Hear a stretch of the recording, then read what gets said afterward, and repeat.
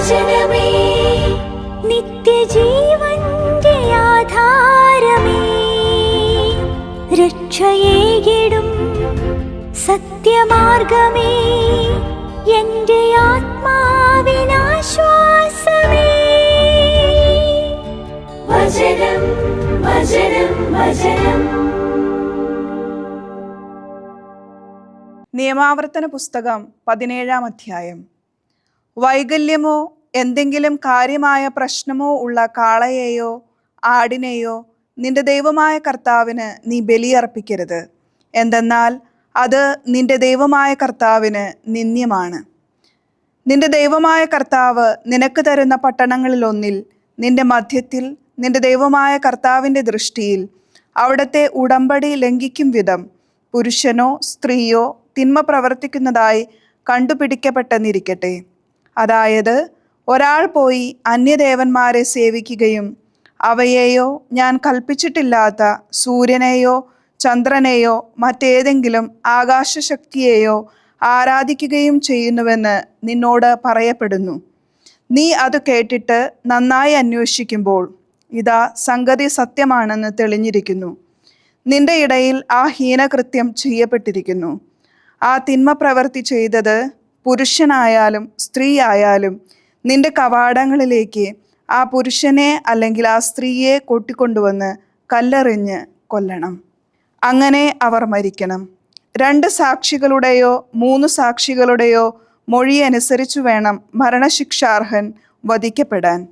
ഒരു സാക്ഷിയുടെ മാത്രം മൊഴിയാൽ അവൻ വധിക്കപ്പെടരുത്.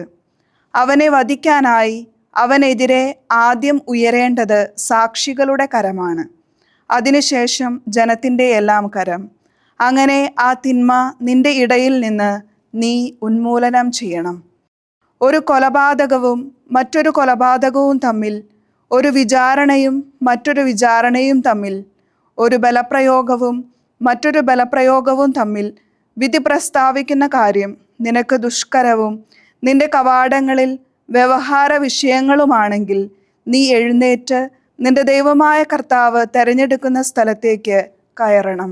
ലേവായ പുരോഹിതരെയും ആ നാളുകളിലുള്ള ന്യായാധിപനെയും സമീപിച്ച് നീ ആരായുമ്പോൾ അവർ വിധി തീർപ്പ് നിന്നെ അറിയിക്കും. കർത്താവ് തിരഞ്ഞെടുക്കുന്ന ആ സ്ഥലത്ത് വെച്ച് അവർ നിന്നോട് പ്രഖ്യാപിക്കുന്ന വാക്കനുസരിച്ച് നീ പ്രവർത്തിക്കണം. അവർ നിന്നെ പഠിപ്പിക്കുന്നത് പോലെയെല്ലാം പ്രവർത്തിക്കാൻ നീ ശ്രദ്ധിക്കണം. അവർ നിന്നെ പഠിപ്പിക്കുന്ന നിയമം അനുസരിച്ചും നിന്നോട് പറയുന്ന ന്യായപ്രമാണമനുസരിച്ചും വേണം നീ പ്രവർത്തിക്കേണ്ടത്. അവർ നിന്നോട് പ്രഖ്യാപിക്കുന്ന കാര്യത്തിൽ നിന്ന് നീ ഇടം വലം വ്യതിചലിക്കരുത്. അവിടെ നിന്റെ ദൈവമായ കർത്താവിനെ ശുശ്രൂഷിക്കാൻ നിൽക്കുന്ന പുരോഹിതനെയോ ന്യായാധിപനെയോ അനുസരിക്കാതെ ധിക്കാരപൂർവം ഒരാൾ പ്രവർത്തിച്ചാൽ അയാൾ മരിക്കണം. അങ്ങനെ ആ തിന്മ ഇസ്രായേലിൽ നിന്ന് നീ ഉന്മൂലനം ചെയ്യണം. ജനം മുഴുവനും ഇത് കേട്ട് ഭയപ്പെടുകയും ഇനിയും ധിക്കരിക്കാതിരിക്കുകയും വേണം.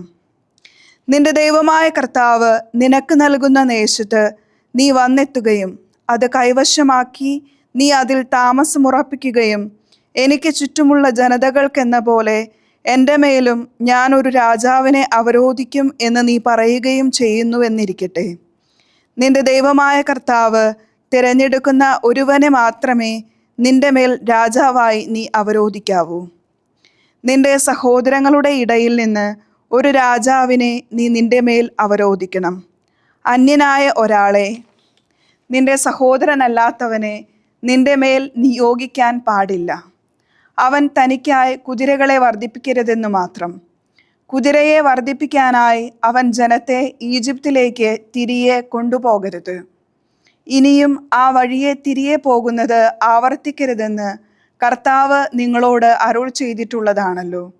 അവൻ്റെ ഹൃദയം വ്യതിചലിക്കാതിരിക്കാൻ അവൻ തനിക്കായി ഭാര്യമാരുടെ എണ്ണം വർദ്ധിപ്പിക്കരുത്. തനിക്കായി വെള്ളിയും പൊന്നും അമിതമായി വർദ്ധിപ്പിക്കരുത്. തൻ്റെ രാജസിംഹാസനത്തിനു മേൽ അവൻ ഉപവിഷ്ടനാകുമ്പോൾ ലേവായ പുരോഹിതരുടെ മുൻപിൽ വച്ച് ഈ നിയമത്തിൻ്റെ പകർപ്പ് ഒരു പുസ്തകത്തിൽ അവൻ എഴുതണം.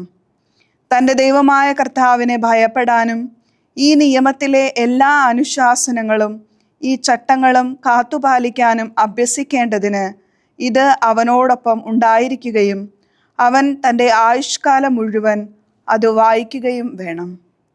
തൻ്റെ സിംഹാസനത്തിൽ അവൻ ഏറെ കാലം കഴിക്കേണ്ടതിന് ഇസ്രായേലിൻ്റെ മധ്യേ തൻ്റെ സഹോദരങ്ങളെക്കാൾ അവനും അവൻ്റെ പുത്രന്മാരും മേന്മ ഭാവിക്കുകയോ കൽപ്പനയിൽ നിന്ന് ഇടം വലം വ്യതിചലിക്കുകയോ അരുത്. നിയമാവർത്തന പുസ്തകം 18-ാം അധ്യായം. ലേവായ പുരോഹിതർക്കും ലേവി ഗോത്രത്തിന് മുഴുവനും ഇസ്രായേലിനോടൊപ്പം ഓഹരിയും അവകാശവും ഉണ്ടായിരിക്കുകയില്ല. കർത്താവിന് അഗ്നിയിലുള്ള അർപ്പണങ്ങളും അവിടുത്തെ അവകാശങ്ങളും അവർ ഭക്ഷിക്കും. തൻ്റെ സഹോദരന്മാർക്കിടയിൽ അവന് അവകാശമുണ്ടായിരിക്കുകയില്ല. കർത്താവാണ് അവൻ്റെ അവകാശം. അവിടുന്ന് അവനോട് അരുൾ ചെയ്തിട്ടുള്ളതുപോലെ തന്നെ. ബലിയർപ്പകരായ ജനത്തിൽ നിന്ന് പുരോഹിതന്മാർക്കുള്ള ന്യായവിഹിതം കാളയായാലും ആടായാലും ഇതായിരിക്കും: കൈക്കുറക്, 2 കവിൾത്തടങ്ങൾ, ഉദരഭാഗം. അവ അവൻ പുരോഹിതന് നൽകണം. നിന്റെ ധാന്യത്തിൻ്റെ ആദ്യഫലം, പുതുവീഞ്ഞ്, പുത്തൻ എണ്ണ എന്നിവയും നിന്റെ ആട്ടിൻപറ്റത്തിൻ്റെ ആദ്യം കത്രിച്ചെടുക്കുന്ന രോമവും നീ അവന് കൊടുക്കണം. കർത്താവിൻ്റെ നാമത്തിൽ ശുശ്രൂഷ ചെയ്യാൻ നിൽക്കുന്നതിന് നിന്റെ സകല ഗോത്രങ്ങളിലും നിന്ന് അവനെയാണല്ലോ, അവനെയും അവൻ്റെ പുത്രന്മാരെയുമാണല്ലോ നിന്റെ ദൈവമായ കർത്താവ് എന്നേക്കുമായി തിരഞ്ഞെടുത്തിരിക്കുന്നത്. ഇസ്രായേൽ മുഴുവനിലുമുള്ള നിന്റെ കവാടങ്ങളിൽ ഒന്നിൽ നിന്ന് അവിടെ തൽക്കാലം വാസം ചെയ്യുന്ന ഒരു ലേവായൻ കർത്താവ് തിരഞ്ഞെടുക്കുന്ന സ്ഥലത്ത് വരുമ്പോൾ അവൻ വരുന്നത് സ്വന്തമായ എല്ലാ ആഗ്രഹത്തോടെയുമാണ്. അവിടെ കർത്തൃസന്നിധിയിൽ നിൽക്കുന്ന ലേവായരായ തൻ്റെ എല്ലാ സഹോദരരെയും പോലെ ദൈവമായ കർത്താവിൻ്റെ നാമത്തിൽ അവൻ സേവിക്കട്ടെ. പിതൃസ്വത്തിൻ്റെ വിറ്റുവരവിൽ നിന്നുള്ളതിനു പുറമെ ബലിവിഹിതം തുല്യമായി അവർക്ക് അനുഭവിക്കാം. നിന്റെ ദൈവമായ കർത്താവ് നിനക്ക് തരുന്ന ദേശത്ത് നീ വരുമ്പോൾ ആ ജനതകളുടെ നിന്ദ്യകൃത്യങ്ങൾക്കനുസൃതം വർത്തിക്കാൻ നീ പഠിക്കരുത്. മകനെയോ മകളെയോ അഗ്നിയിലൂടെ കടത്തിവിടുന്നവൻ നിന്റെ ഇടയിൽ കാണപ്പെടരുത്. പ്രാശ്നികൻ, ലക്ഷണം പറയുന്നവൻ, ആഭിചാരക്കാരൻ, മന്ത്രവാദി, ക്ഷുദ്രക്കാരൻ, വെളിച്ചപ്പാട്, ഐന്ദ്രജാലികൻ, മൃതസന്ദേശവിദ്യക്കാരൻ എന്നിവരും. ഇവ പ്രവർത്തിക്കുന്ന ആരും കർത്താവിനെ സംബന്ധിച്ച് നിന്ദ്യവ്യക്തിയാണ്. അവരുടെ ഈ നിന്ദ്യതകൾ നിമിത്തമാണ് നിന്റെ ദൈവമായ കർത്താവ് അവരെ നിന്റെ മുൻപിൽ നിന്ന് ഒഴിപ്പിക്കുന്നത്. നിന്റെ ദൈവമായ കർത്താവിനോടൊത്ത് നീ തികവുറ്റവനായിരിക്കണം. നീ നിഷ്കാസനം ചെയ്യുന്ന ആ ജനതകൾ ലക്ഷണം പറയുന്നവരെയും പ്രാശ്നികരെയും ശ്രവിക്കുന്നു. നിന്നെ സംബന്ധിച്ചാകട്ടെ നിന്റെ ദൈവമായ കർത്താവ് അങ്ങനെ ചെയ്യാൻ നിന്നെ അനുവദിച്ചിട്ടില്ല. നിന്റെ ദൈവമായ കർത്താവ് നിന്റെ ഇടയിൽ നിന്ന്, നിന്റെ സഹോദരങ്ങളിൽ നിന്ന് എന്നെപ്പോലെ ഒരു പ്രവാചകനെ നിനക്കായി ഉയർത്തും. അവനെയാണ് നിങ്ങൾ ശ്രവിക്കേണ്ടത്. ഞാൻ മരിക്കാതിരിക്കേണ്ടതിന് എൻ്റെ ദൈവമായ കർത്താവിൻ്റെ സ്വരം വീണ്ടും ഞാൻ കേൾക്കാതിരിക്കട്ടെ, ഈ മഹാഗ്നി വീണ്ടും ഞാൻ കാണാതിരിക്കട്ടെ എന്നെല്ലാം നിന്റെ ദൈവമായ കർത്താവിൻ്റെ പക്കൽ നിന്ന് നീ സമ്മേളന ദിവസം ഹോറബിൽ വെച്ച് യാചിച്ചതനുസരിച്ചാണിത്. കർത്താവ് എന്നോട് അരുളി ചെയ്തു, അവർ പറഞ്ഞത് നന്നായിരിക്കുന്നു. അവരുടെ സഹോദരന്മാരുടെ മധ്യേ നിന്ന് നിന്നെപ്പോലെ ഒരു പ്രവാചകനെ അവർക്കായി ഞാൻ ഉയർത്തും. എൻ്റെ വാക്കുകൾ ഞാൻ അവൻ്റെ വായിൽ നിക്ഷേപിക്കും. ഞാൻ അവനെ അനുശാസിക്കുന്നതെല്ലാം അവൻ അവരോട് സംസാരിക്കും. എൻ്റെ നാമത്തിൽ അവൻ പറയുന്ന എൻ്റെ വാക്കുകൾ ശ്രവിക്കാത്ത വ്യക്തിയുണ്ടെങ്കിൽ അവനിൽ നിന്ന് ഞാൻ തന്നെ കണക്ക് ചോദിക്കും. എന്നാൽ പ്രവാചകൻ ഞാൻ അവനോട് കൽപ്പിക്കാത്ത ഒരു വചനം എൻ്റെ നാമത്തിൽ സംസാരിക്കാൻ ധാർഷ്ട്യം കാട്ടുകയോ അന്യദേവന്മാരുടെ നാമത്തിൽ സംസാരിക്കുകയോ ചെയ്താൽ ആ പ്രവാചകൻ മരിക്കണം. കർത്താവ് അവനോട് അരുൾ ചെയ്യാത്തതാണ് ആ വചനമെന്ന് എങ്ങനെ ഞങ്ങൾ അറിയും എന്ന് നീ ഹൃദയത്തിൽ ചോദിച്ചേക്കാം. ആ പ്രവാചകൻ കർത്താവിൻ്റെ നാമത്തിൽ സംസാരിക്കുന്ന വചനം സംഭവിക്കുന്നില്ല, നടപ്പാകുന്നുമില്ല. അത് കർത്താവ് സംസാരിച്ചിട്ടില്ലാത്ത വചനമാണ്. പ്രവാചകൻ ധാർഷ്ട്യത്തോടെയാണ് അത് സംസാരിച്ചത്. നീ അവനെ ഭയപ്പെടേണ്ട. 132-ാം സങ്കീർത്തനം. കർത്താവേ, ദാവീദിന് അനുകൂലമായി അവൻ്റെ സകല കഷ്ടതകളും അങ്ങ് ഓർക്കണമേ. അവനാണല്ലോ കർത്താവിനോട് ശപഥം ചെയ്തത്, യാക്കോബിൻ്റെ ശക്തനോട് നേർച്ച നേർന്നത്. ഞാൻ എൻ്റെ ഭവന കൂടാരത്തിൽ പ്രവേശിക്കുകയില്ല, എൻ്റെ വിശ്രമശയ്യയിൽ കയറുകയില്ല. എൻ്റെ കണ്ണുകൾക്ക് ഉറക്കമോ കൺപോളകൾക്ക് മയക്കമോ കൊടുക്കുകയില്ല. കർത്താവിന് ഒരു സ്ഥലം, യാക്കോബിൻ്റെ ശക്തന് വാസസ്ഥാനങ്ങൾ കണ്ടെത്തുന്നതുവരെ. ഇതാ, എഫ്രാത്തായിൽ വെച്ച് നമ്മൾ അതേപ്പറ്റി കേട്ടു. യാആർ വയലുകളിൽ നമ്മളത് കണ്ടെത്തി. നമുക്ക് അവിടുത്തെ വാസസ്ഥാനങ്ങളിലേക്ക് പോയി തൃപ്പാദ പീഠത്തിങ്കൽ ആരാധിക്കാം. കർത്താവെ, അങ്ങും അങ്ങേ ശക്തിയുടെ പേടകവും അങ്ങയുടെ വിശ്രമസ്ഥലത്തേക്ക് എഴുന്നള്ളണമേ. അങ്ങേ പുരോഹിതന്മാർ നീതി അണിയട്ടെ, അങ്ങയുടെ ഭക്തർ ആരവമുതിർക്കട്ടെ. അങ്ങേ ദാസനായ ദാവീദിനെ പ്രതി അങ്ങയുടെ അഭിഷിക്തൻ്റെ മുഖം പിന്തിരിപ്പിക്കരുതേ.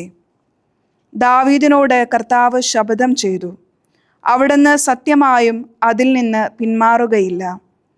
നിനക്കു വേണ്ടി നിന്റെ സന്താനങ്ങളിൽ ഒരുവനെ നിന്റെ സിംഹാസനത്തിൽ ഞാൻ പ്രതിഷ്ഠിക്കും. നിന്റെ മക്കൾ എൻ്റെ ഉടമ്പടിയും ഞാൻ അവരെ പഠിപ്പിക്കുന്ന എൻ്റെ സാക്ഷ്യങ്ങളും പാലിച്ചാൽ അവരുടെ മക്കളും നിത്യതയോളം നിനക്കുള്ള സിംഹാസനത്തിൽ ഉപവിഷ്ടരാകും. അതെ, കർത്താവ് സിയോനെ തെരഞ്ഞെടുത്തു, അവളെ തനിക്ക് ഇരിപ്പിടമാക്കാൻ അവിടുന്ന് അഭിലഷിച്ചു. നിത്യതയോളം അവളാണ് എൻ്റെ വിശ്രമസ്ഥാനം, ഞാൻ അവിടെ വസിക്കും. എന്തെന്നാൽ ഞാൻ അവളെ അഭിലഷിച്ചു, അവളുടെ വിഭവങ്ങൾ ഞാൻ തീർച്ചയായും അനുഗ്രഹിക്കും. ഞാൻ അവളുടെ ദരിദ്രരെ അപ്പം കൊണ്ട് തൃപ്തിപ്പെടുത്തും, അവളുടെ പുരോഹിതന്മാരെ ഞാൻ രക്ഷ അണിയിക്കും. അവളിലെ കരുണയുള്ളവർ ആനന്ദിച്ച് ആരവമുതിർക്കും. അവിടെ ഞാൻ ദാവീദിനായി ഒരു കൊമ്പ് മുളപ്പിക്കും. എൻ്റെ അഭിഷിക്തനു വേണ്ടി ഞാനൊരു ദീപം ഒരുക്കിയിട്ടുണ്ട്. അവൻ്റെ ശത്രുക്കളെ ഞാൻ ലജ്ജ ഉടുപ്പിക്കും, എന്നാൽ അവൻ്റെ കിരീടം അവൻ്റെ മേൽ പ്രശോഭിക്കും. 133 സങ്കീർത്തനം. ഇതാ, ഒത്തൊരുമയോടെയുള്ള സഹോദരരുടെ വാസം എത്ര വിശിഷ്ടവും എത്ര അഭികാമ്യവുമാണ്. തലയിലെ വിശിഷ്ട തൈലം പോലെ അത് താടിയിലേക്ക്, അഹറോൻ്റെ താടിയിലേക്ക് ഒഴുകുന്നു. അവൻ്റെ അങ്കിയുടെ കഴുത്തുപട്ടയിലൂടെ അത് ഇറങ്ങുന്നു. അത് ഹെർമോൻ തുഷാരം പോലെ സിയോൻ മലയിൽ പൊഴിയുന്നു. എന്തെന്നാൽ അവിടെയാണ് കർത്താവ് അനുഗ്രഹം, അനന്തമായ ജീവൻ കൽപ്പിച്ചാക്കിയിരിക്കുന്നത്. 134 സങ്കീർത്തനം. അല്ലയോ കർത്താവിൻ്റെ സകല ദാസരുമേ, രാത്രിയിൽ കർത്താവിൻ്റെ ആലയത്തിൽ നിൽക്കുന്നവരെ, നിങ്ങൾ കർത്താവിനെ വാഴ്ത്തുവിൻ. വിശുദ്ധ സ്ഥലത്തേക്ക് കൈ ഉയർത്തി നിങ്ങൾ കർത്താവിനെ വാഴ്ത്തുവിൻ. ആകാശത്തിൻ്റെയും ഭൂമിയുടെയും സൃഷ്ടാവായ കർത്താവ് സിയോനിൽ നിന്ന് നിന്നെ അനുഗ്രഹിക്കട്ടെ. വിശുദ്ധ ലൂക്ക എഴുതിയ സുവിശേഷം 7-ാം അധ്യായം 18 മുതലുള്ള തിരുവചനങ്ങൾ. ഇവയെ പറ്റിയെല്ലാം യോഹന്നാൻ്റെ ശിഷ്യന്മാർ അവനെ അറിയിച്ചു. യോഹന്നാൻ തൻ്റെ ശിഷ്യന്മാരിൽ 2 പേരെ വിളിച്ച് ഇങ്ങനെ ചോദിക്കാൻ കർത്താവിൻ്റെ അടുക്കൽ പറഞ്ഞയച്ചു, വരാനിരിക്കുന്നവൻ നീ തന്നെയോ, അതോ ഞങ്ങൾ മറ്റൊരുവനെ പ്രതീക്ഷിക്കണമോ? അവർ അവൻ്റെ അടുത്ത് ചെന്നു പറഞ്ഞു, വരാനിരിക്കുന്നവൻ നീ തന്നെയോ, അതോ ഞങ്ങൾ മറ്റൊരുവനെ പ്രതീക്ഷിക്കണമോ എന്ന് ചോദിക്കാൻ സ്നാപക യോഹന്നാൻ ഞങ്ങളെ നിന്റെ അടുത്തേക്ക് അയച്ചിരിക്കുന്നു. ആ സമയം യേശു അനേകം പേരെ രോഗങ്ങളിൽ നിന്നും പീഡകളിൽ നിന്നും അശുദ്ധാത്മാക്കളിൽ നിന്നും സുഖപ്പെടുത്തുകയും അനേകം കുരുടന്മാർക്ക് കാഴ്ച കൊടുക്കുകയും ചെയ്തു. അവൻ അവരോട് മറുപടി പറഞ്ഞു, നിങ്ങൾ കാണുകയും കേൾക്കുകയും ചെയ്തതെല്ലാം ചെന്ന് യോഹന്നാനെ അറിയിക്കുക. കുരുടന്മാർ കാണുന്നു, മുടന്തന്മാർ നടക്കുന്നു, കുഷ്ഠരോഗികൾ സുഖപ്പെടുന്നു, ചെകിടർ കേൾക്കുന്നു, മരിച്ചവർ ഉയർപ്പിക്കപ്പെടുന്നു, ദരിദ്രരോട് സദ്വാർത്ത അറിയിക്കപ്പെടുന്നു. എന്നിൽ ഇടർച്ചയുണ്ടാകാത്തവൻ അനുഗ്രഹീതൻ. യോഹന്നാൻ്റെ ദൂതന്മാർ പോയപ്പോൾ യേശു അവനെപ്പറ്റി ജനക്കൂട്ടത്തോട് പറയാൻ തുടങ്ങി, എന്ത് കാണാനാണ് നിങ്ങൾ മരുഭൂമിയിലേക്ക് പോയത്? കാറ്റിൽ ഉലയുന്ന ഞാങ്ങണയോ? അല്ലെങ്കിൽ എന്ത് കാണാനാണ് നിങ്ങൾ പോയത്? മൃദുല വസ്ത്രങ്ങൾ ധരിച്ച മനുഷ്യനെയോ? മോടിയായ വസ്ത്രം ധരിച്ച് ആഡംബരത്തിൽ ജീവിക്കുന്നവർ രാജകൊട്ടാരങ്ങളിലാണല്ലോ. അല്ലെങ്കിൽ എന്ത് കാണാനാണ് നിങ്ങൾ പോയത്? പ്രവാചകനെയോ? അതെ, ഞാൻ നിങ്ങളോട് പറയുന്നു, പ്രവാചകനേക്കാൾ വലിയവനെ. ഇവനെ പറ്റിയാണ് ഇങ്ങനെ എഴുതിയിരിക്കുന്നത്: ഇതാ, നിനക്ക് മുൻപേ എൻ്റെ ദൂതനെ ഞാൻ അയക്കുന്നു. അവൻ നിന്റെ മുൻപിൽ നിനക്ക് വഴിയൊരുക്കും. ഞാൻ നിങ്ങളോട് പറയുന്നു, സ്ത്രീകളിൽ നിന്ന് ജനിച്ചവരിൽ യോഹന്നാനേക്കാൾ വലിയവൻ ആരുമില്ല. എങ്കിലും ദൈവരാജ്യത്തിലെ ഏറ്റവും ചെറിയവൻ അവനേക്കാൾ വലിയവനാണ്. ഇത് കേട്ട് ജനം മുഴുവനും ചുങ്കക്കാരും യോഹന്നാന്റെ സ്നാനം സ്വീകരിച്ച് ദൈവത്തിൻ്റെ നീതി അംഗീകരിച്ചു. ഫരിസേയരും നിയമജ്ഞരുമാകട്ടെ യോഹന്നാന്റെ സ്നാനം സ്വീകരിക്കാതെ തങ്ങളെ പറ്റിയുള്ള ദൈവത്തിൻ്റെ പദ്ധതി നിരസിച്ചു കളഞ്ഞു. ഈ തലമുറയുടെ മനുഷ്യരെ എന്തിനോടാണ് ഞാൻ ഉപമിക്കേണ്ടത്? അവർ എന്തിനോട് തുല്യരാണ്? അവർ ചന്തസ്ഥലത്തിരുന്ന് പരസ്പരം വിളിച്ചു പറയുന്ന കുട്ടികളെ പോലെയാണ്. ഞങ്ങൾ നിങ്ങൾക്കു വേണ്ടി കുഴലൂതി, എങ്കിലും നിങ്ങൾ നൃത്തം ചെയ്തില്ല. ഞങ്ങൾ നിങ്ങൾക്കു വേണ്ടി വിലാപഗാനം ആലപിച്ചു, എങ്കിലും നിങ്ങൾ കരഞ്ഞില്ല. എന്തെന്നാൽ സ്നാപക യോഹന്നാൻ അപ്പം ഭക്ഷിക്കാത്തവനും വീഞ്ഞു കുടിക്കാത്തവനുമായി വന്നു. അവൻ പിശാചുബാധിതനാണ് എന്ന് നിങ്ങൾ പറയുന്നു. മനുഷ്യപുത്രൻ ഭക്ഷിക്കുന്നവനും പാനം ചെയ്യുന്നവനുമായി വന്നു. അപ്പോൾ ഇതാ, ഭോജനപ്രിയനും വീഞ്ഞുകുടിയനും ചുങ്കക്കാരുടെയും പാപികളുടെയും സ്നേഹിതനുമായ മനുഷ്യൻ എന്ന് നിങ്ങൾ പറയുന്നു. ജ്ഞാനം തൻ്റെ സകല സന്താനങ്ങളാലും നീതിമൽക്കരിക്കപ്പെടുന്നു. ദൈവവചനമേ, നിത്യജീവന്റെ ആധാരമേ, രക്ഷയേകിടും സത്യമാർഗമേ, എൻ്റെ ആത്മാവിനാശ്വാസം.